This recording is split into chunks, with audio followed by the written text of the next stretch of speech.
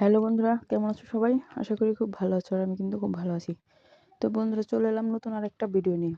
তো আজকে ভিডিওতে দেখাবো 38 সাইজের কামিজ কাটিং, আর কিভাবে তোমরা খুব সহজেই এই কামিজটা কাটতে পারবে, কাটিং করতে পারবে। তো পুরো ভিডিওটা দেখে নাও।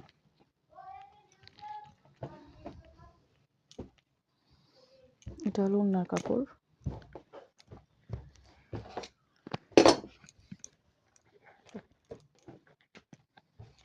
কামিজ দেখো, এখানে যে কামিজের দুটো পার্ট কিন্তু করা আছে, এই লাইন লাইন দেওয়া আছে।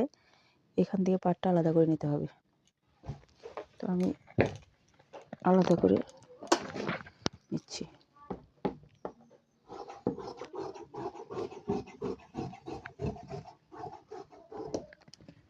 এটা হলো সামনের পার্ট।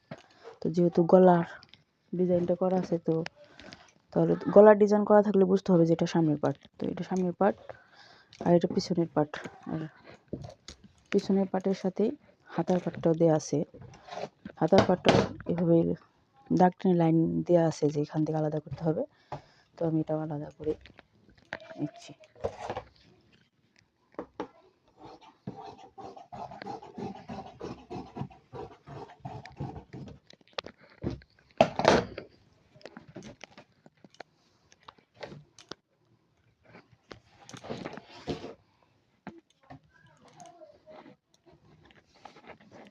তো বন্ধুরা,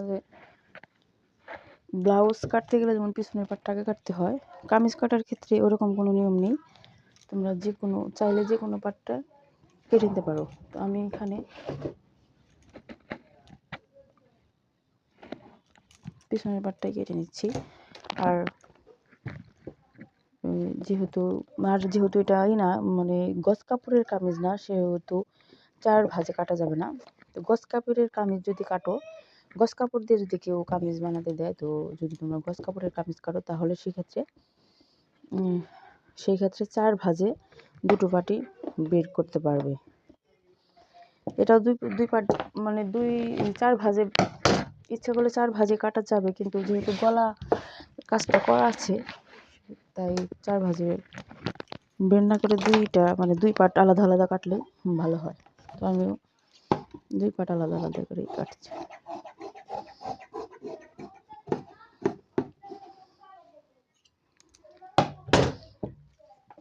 প্রথমে লম্বার মাপ,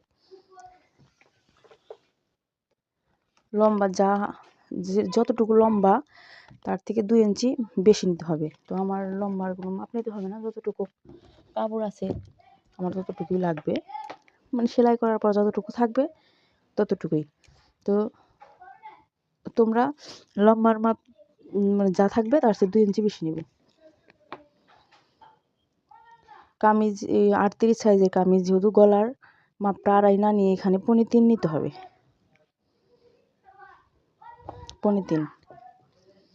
আর কাঁধের মাপটা 6.5। এটা পিছনের পার্ট। তো পিছনের পার্ট একটু বেশিরভাগ মানুষ একটু গলা ছোটোই দেয়, পিছনের পার্টের গলাটা একটু ছোটো দেয়।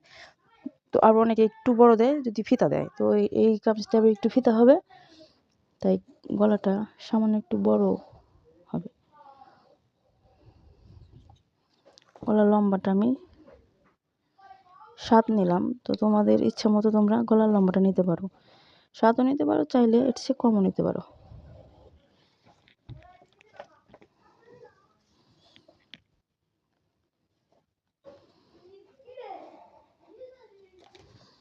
আর এখানে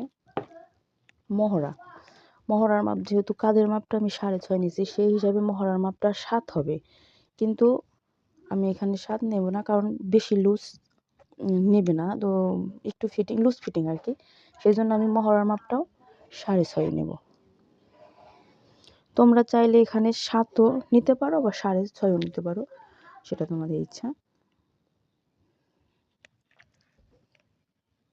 বডির মাপ, বডি আমার আছে 38।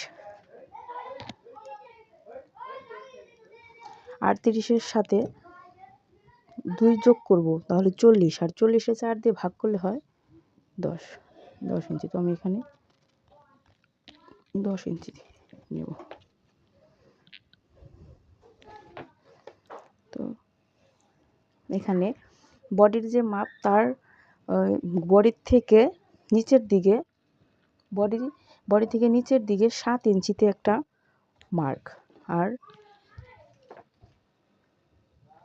এই 7-এর থেকে নিচের দিকে 15-তে আর একটা মার্ক। এটা হলো বডি থেকে 7 ইঞ্চিতে যে মার্কটা দিলাম সেটা হবে হাফ বডি, আর এই হাফ বডির থেকে যে নিচে একটা মানে চিহ্ন দিলাম সেটা হবে হিপের মাপ। তো তোমরা দেখে নাও, যদি 38 বডি না হয়ে 32 বডি হয় তাহলে সেই ক্ষেত্রে তোমরা এই মাপটা নেবে, মানে বডির থেকে হাফ বডির মাপটা নেবে। বডি যদি 32 হয় তাহলে বডির থেকে হাফ বডির মাপ নেবে 6, আর হাফ বডির থেকে হিপের মাপ হবে 6। আমার 38, আবার মানে বডির মাপ 38, আর তারপরেও মানে একটু স্বাস্থ্য ভালো, তো সেই জন্য আমি লম্বাও, স্বাস্থ্য ভালো, সেই জন্য আমি মানে বডির থেকে হাফ বডি 7 এবং হাফ বডির থেকে হিপ 7.5 নিলাম, 7.5, 8 এরকম। তোমার হাফ বডি আছে 34, 34-এর সাথে 2 যোগ 36, তার 4 দিয়ে ভাগ 9।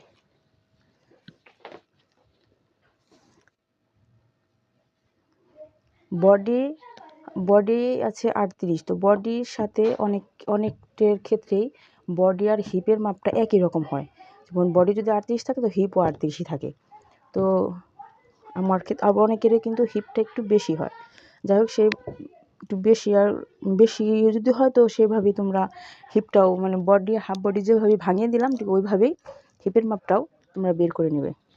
তো আমার হিপও সেই 38-এ আছে, তো আমি এখানে 4 ভাগ দিয়ে 10 একটু লুজ রাখবো, কারণ এখানে মানে হিপের এই দিকটা একটু চাপা হলে অনেকেই কামিজ নিতে চায় না, সেজন্য একটু লুজ রাখবো, হাফ নিচে আমি বেশি রাখবো। তোমরা ওই মানে একই মাপটা রাখতে পারো, আমি একটু লুচি নিলাম। তোমরা চাইলেও 10ই রাখতে পারো যদি একটু ফিটিংই পরো। আর নিচের ঘের, তো যে জামা বানাতে দিবে তো তার জামার ঘেরটা মাপ দিয়ে, এই ঘেরের মাপের বেলায় 4 ভাগের 1 ভাগ হবে না, এখানে 2 ভাগের 1 ভাগ হবে। তো আমার ঘের আছে 24, তো সেখানে 12 আর 1.5 ইঞ্চি নিব সেলাইয়ের জন্য।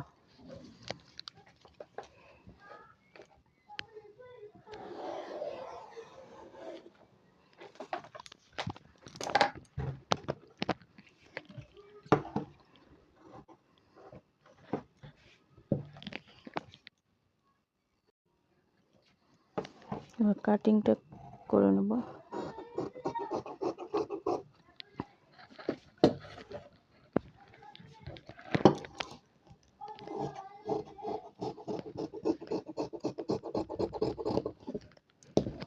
পাশে 1 ইঞ্চি, কিন্তু 1.5 ইঞ্চি বেশি রাখবে সেলাই করার জন্য।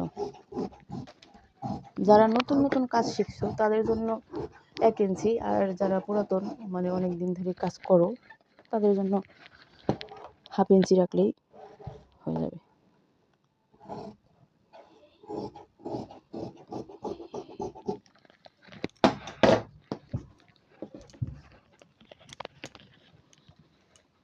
এবার সামনের পার্ট, আর যে কোনো জামাই কি ফ্রকে কি ব্লাউজ, মানে যে জিনিসটা কাটতে যাও না কেন সব সময় কাপড়টা উল্টো দিকে ভাঁজ করে কাটবে।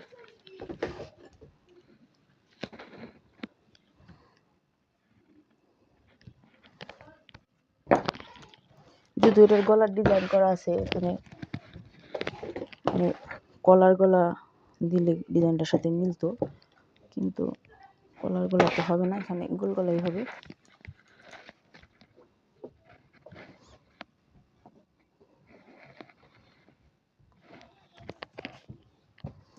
শুধুমাত্র এই পিছনের পাটটা আমি সামনের পাটে সুন্দর করে বসিয়ে কাটবো। ব্লাউজ কাটার ক্ষেত্রে কিন্তু পিছনের পাটের সে সামনের পাটটা 1 ইঞ্চি মানে বেশি রাখতে হয় দুই দিকে। এটা কিন্তু তা না, এটা সমান সমানই রাখতে হবে। কামিজের ক্ষেত্রে আবার সমানই রাখতে হবে।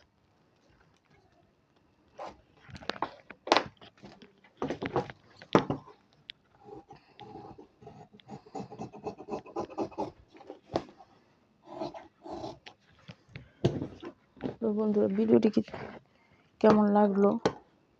তোমরা আসলে কি আমার ভিডিও দেখে কিছু বুঝতে পারো কি না সেটা কমেন্ট করে বলো। আমি ভিডিও করার আগে অনেক ভাবি যে আমি এইভাবে তোমাদেরকে বোঝাবো, ওইভাবে বোঝাবো। আসলে আমি ভালো করে গুছিয়ে কথা বলতেই পারি না। যাক, ভাবি এক, হয় আরেক। যখন ভিডিও করি তখন কি বলবো, কি বোঝাবো, মানে কথাগুলো মনেই থাকে না। যাক, তারপরেও যদি তোমাদের কিছুটা বোঝাতে পারি তো আমার ভালো লাগবে। একটু বলো তোমরা কমেন্ট করে। আর ভিডিওটি ভালো লাগলে লাইক, কমেন্ট, সাবস্ক্রাইব করে আমার পাশে থেকো। এটা হলো হাতার কাপড়। তো দুইটা হাতা আমি এইভাবে ভাঁজ করে নিচ্ছি।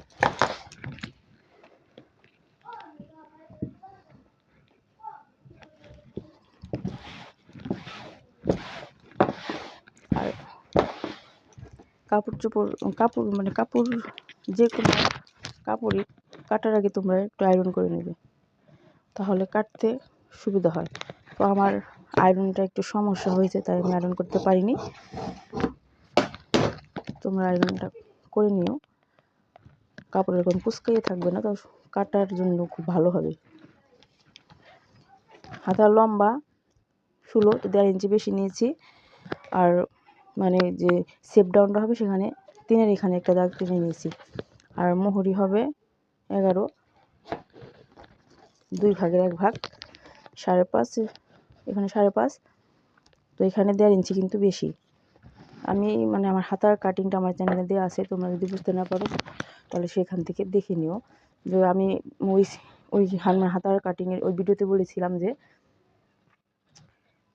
জামার ক্ষেত্রে, কামিজের ক্ষেত্রে হাতার মুহুরি যত হবে তার চেয়ে শেপ ডাউনের এখানে মাপটা হবে, মহড়ার মাপটা হবে 1.5 ইঞ্চি বেশি। আর ব্লাউজের ক্ষেত্রে মুহুরি যতটুকু আর মানে মহড়ার মাপটা 1/2 ইঞ্চি বেশি। তো আমি 1.5 ইঞ্চি বেশি নিলাম।